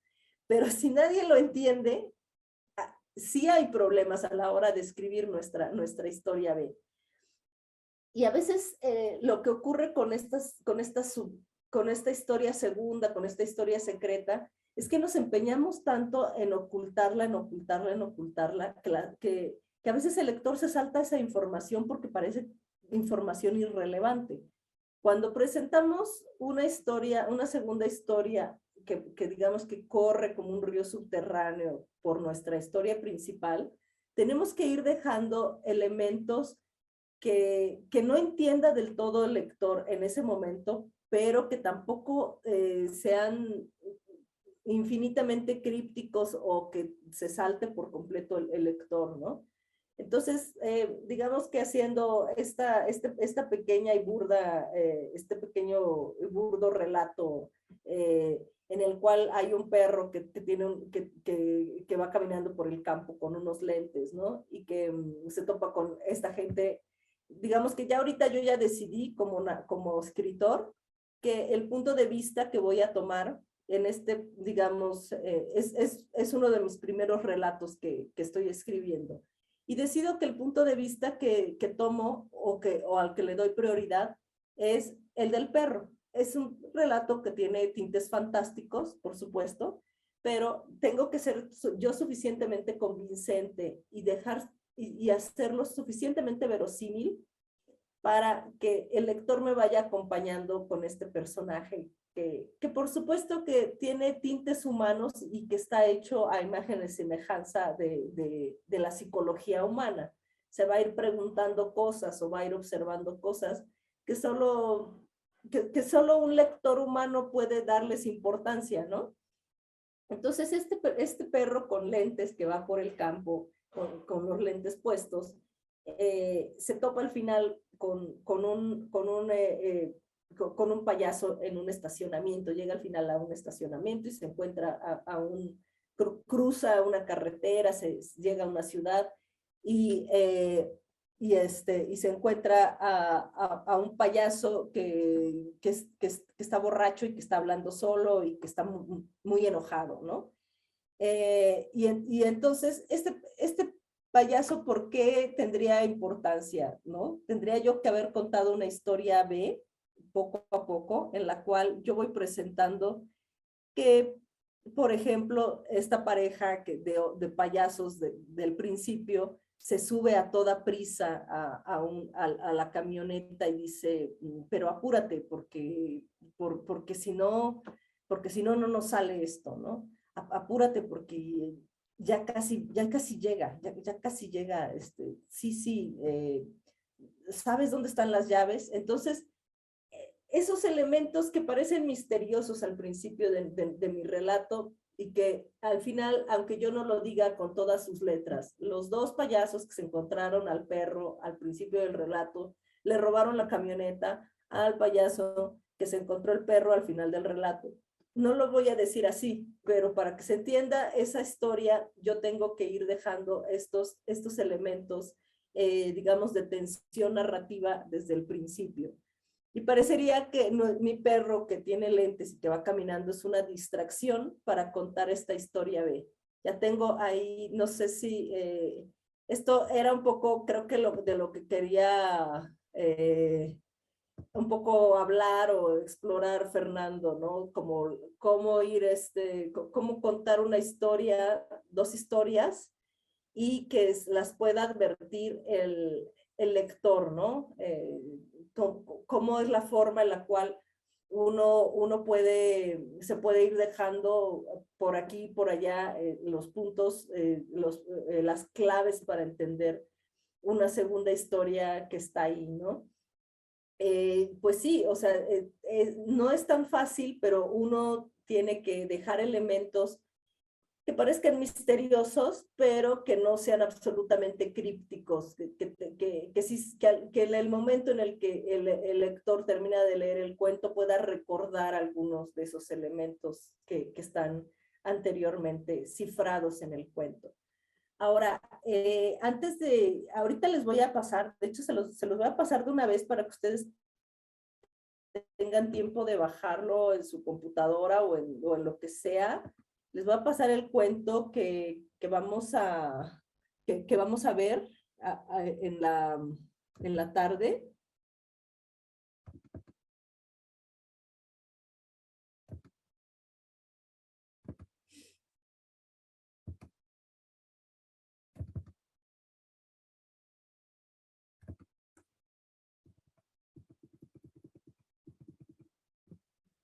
Es un relatito, bueno, yo lo puse como con una letra sin interlineado, pero deben ser como 10 paginitas, 10 cuartillas.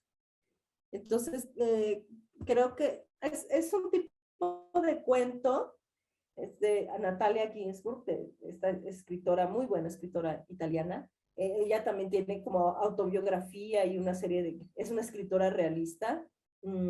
Y se los mandé precisamente porque tiene un poco esta cuestión de que no es un cuento, digamos, de tradición latinoamericana con 3 vueltas de tuerca y en donde al final del relato dimensionamos completamente todo el relato, pero tiene elementos de relato, tiene elementos de lo que podríamos llamar cuento en un sentido más estricto de la palabra. Entonces, me parece que es un ejemplo de que no todo, de que estas categorías no son tan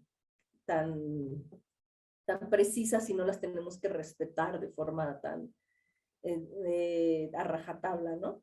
Pero yo quería hablarles antes de que exploremos este texto en la tarde y hablemos de otras cosas, de un elemento importante a la hora de escribir narrativa en general, que tiene que ver con el tiempo narrativo y, bueno, con la persona, con el narrador, con el tipo de narrador, pero que es muy, muy engañoso también, y que estas sí son cosas como más, bueno, que se las puedo decir como consejos o que los puedo orientar para que ustedes más o menos tengan una idea de qué hace el tiempo narrativo. El tiempo narrativo es en qué momento ubicamos en el tiempo nuestro relato.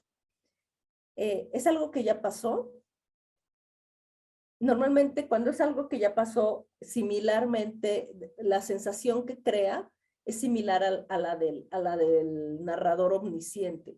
Es decir, si el narrador omnisciente lo sabe todo, el tiempo pasado narrativo parece que ya también el narrador sabe lo que ocurrió, que solo nosotros vamos a descubrir lo que ocurrió, que el narrador ya lo sabe todo, ¿no? Pero la gran ventaja que tiene el tiempo pasado es que, sobre todo cuando uno empieza a escribir relato, es mucho más fácil de usar, muchísimo más fácil.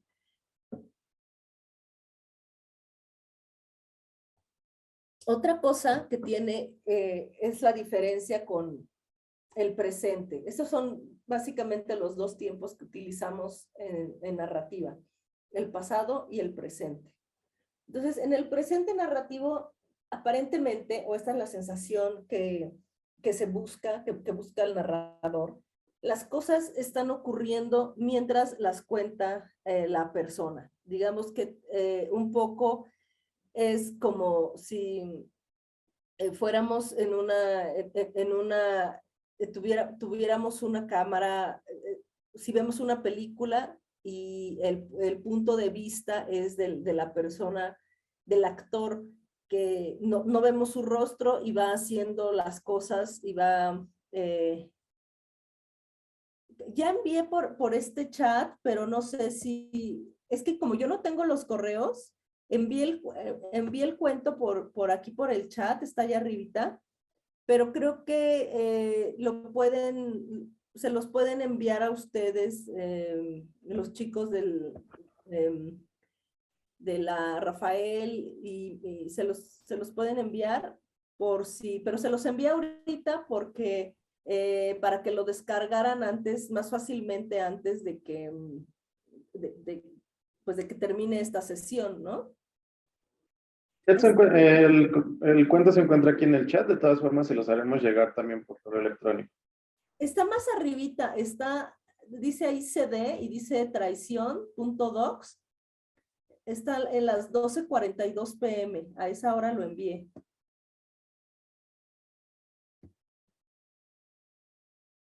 Entonces, está más arriba allá en el chat.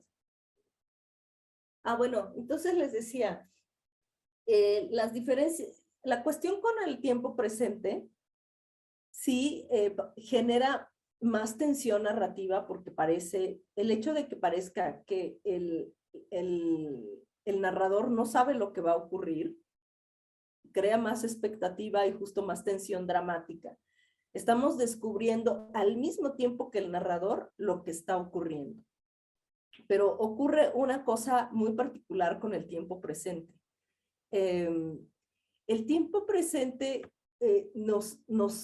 simplemente es algo que ocurre psicológicamente o sea, es muy difícil escapar de este fenómeno para un escritor, incluso para un escritor muy avesado.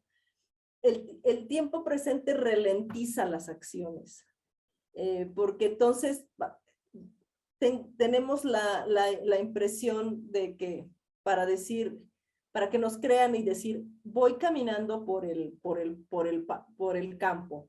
El campo está seco. Esto es lo que inconscientemente hacemos como narradores cuando escribimos en tiempo presente. El campo está seco y tengo mucho calor. El sol está en lo alto, deben ser las 12 de la tarde. Y entonces genera mucha más tensión narrativa y más expectativa utilizar el tiempo presente, pero al mismo tiempo el tiempo presente como que nos obliga a contar las cosas más lentamente, y eso puede resultar en que si no es un cuento digamos, con un desenlace fulminantemente sorprendente y todo esto, el lector se queda un poco, se siente un poco engañado porque siente que le contaron una cosa nimia en un montón de tiempo, ¿no? En cambio, con el tiempo pasado tenemos tenemos más facilidad para discriminar la información, el tipo de información que es importante, que es pertinente, y podemos contar las cosas más rápidamente. Ya llevo prisa, hace mucho calor y no sé cuándo voy a terminar, cuándo llegaré a la carretera, sobre todo en esta temporada y no sabía cuándo llegaría a la carretera, sobre todo en esa temporada en la cual el calor cada vez es mucho más fácil escribir y mucho más natural escribir en tiempo pasado un relato. Entonces, esta es una como diferenciación digamos, de escuela de escritura que conviene que ustedes tengan presente. El tiempo presente en la narración sí genera más expectativa, pero nos ralentiza nuestro relato.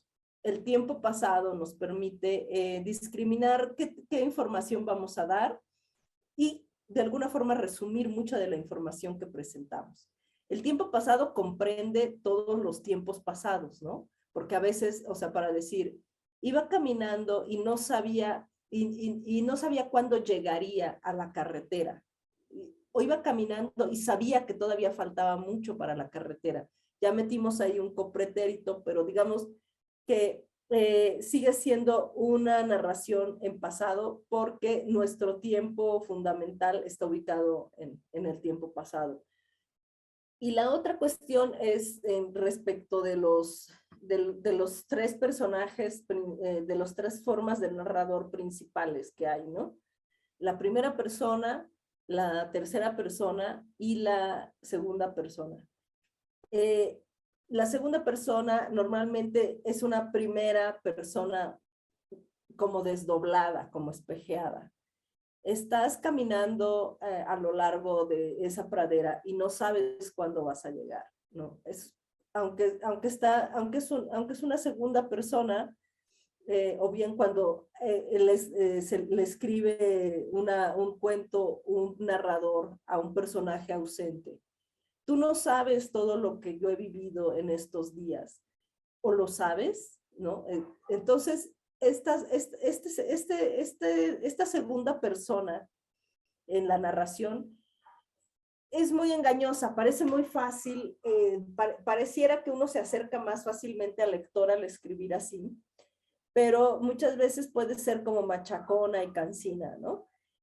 Cuando uno comienza a escribir cuentos, yo recomiendo ya sea la primera o la tercera persona, el narrador omnisciente o el narrador o la primera persona, ¿no?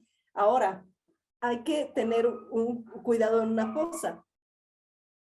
Cuando uno escribe de ficción, o incluso si uno escribe autobiografía o autoficción, uno efectivamente es la persona de carne y hueso que está sentada frente a la máquina tecleando, pero lo que se empieza a formar, lo que se empieza a crear en la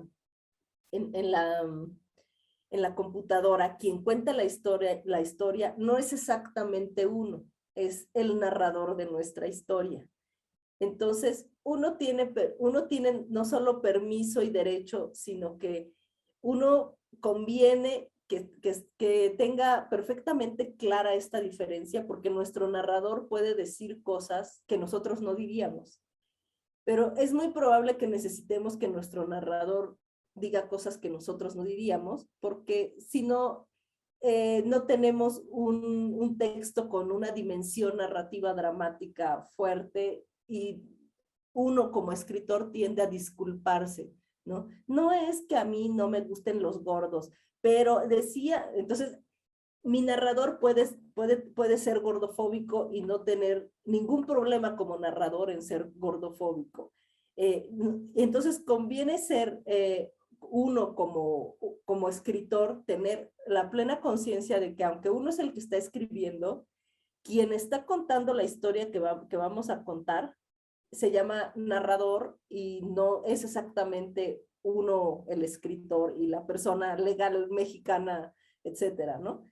Entonces, esto vamos a entrar con más detalle con el ejemplo que les presento como relato, para ver esta diferenciación, ¿no? Y esto es aunque parezca muy básico, me gusta dejarlo como un poco claro, porque sobre todo he notado con más frecuencia en esta época que muchos lectores, incluso lectores que a veces son a veces hasta escritores, que no tienen una plena conciencia de la diferencia entre el narrador y el escritor, y que a veces dicen, no, pues, ¿cómo puede, qué misógino era fulano, o qué racista era mengano, qué racista era sutana,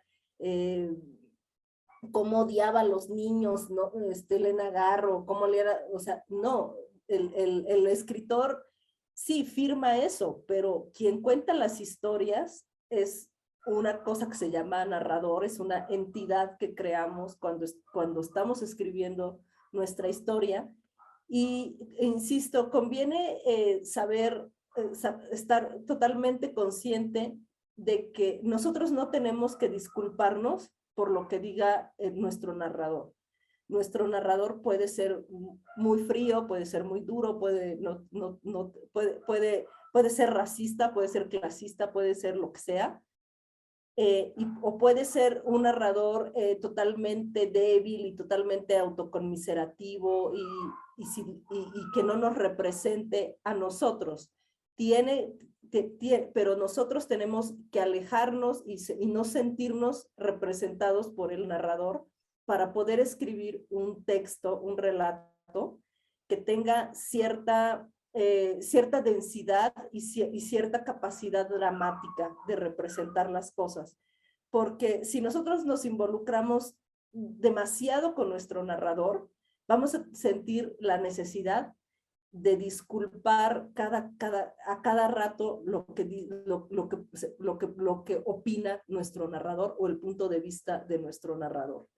Entonces, esto es una cosa que tenemos que tener un poco, efectivamente, parece muy básico, pero que tenemos que hacernos conscientes, sobre todo si estamos escribiendo nuestros primeros textos narrativos, de que el narrador no es exactamente uno, ¿no? Es una entidad narrativa que creamos cuando escribimos ficción. Y bueno, pues ya llegamos al término de esta primera sesión. No sé si alguien quiera decir algo para que yo lo considere para la segunda sesión. Digamos, básicamente ya tendríamos leído el relato de Natalia Ginsburg y lo exploraríamos, lo comentaríamos en relación a todas estas cuestiones del narrador, de los personajes, del punto de vista, de la historia oculta, ¿no?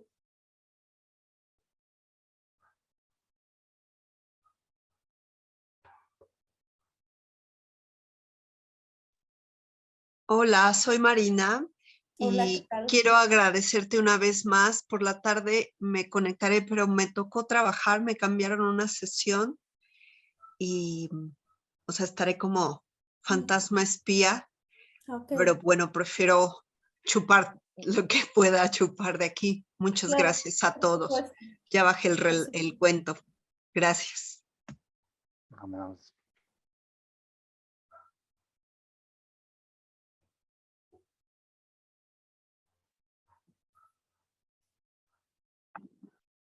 Bueno, pues si no hay ninguna participación, les comentamos que de igual forma ya el cuento se encuentra en sus correos electrónicos, se ha enviado desde hace un momento para que lo puedan revisar. En el correo que les enviamos el día viernes viene también la liga de acceso para la sesión de la tarde, es una liga distinta de la que fue el día de hoy, igual el código de acceso para que lo tengan presente y les solicitamos por favor que nos acompañen el día de hoy en la tarde de manera puntual para que podamos iniciar en tiempo y forma con la sesión y poder aprovechar todo el tiempo que tenemos. Muchas gracias. Nos vemos al rato. Gracias. Pues muchas gracias, Claudina. Muchas gracias a todos los que nos acompañaron en esta primera parte del taller y nos estaremos viendo entonces a las 4 de la tarde en punto por acá. Perfecto. Chao, Mauricio. Hasta pronto. Nos vemos al rato. Hasta la tarde a todos. Muchísimas gracias.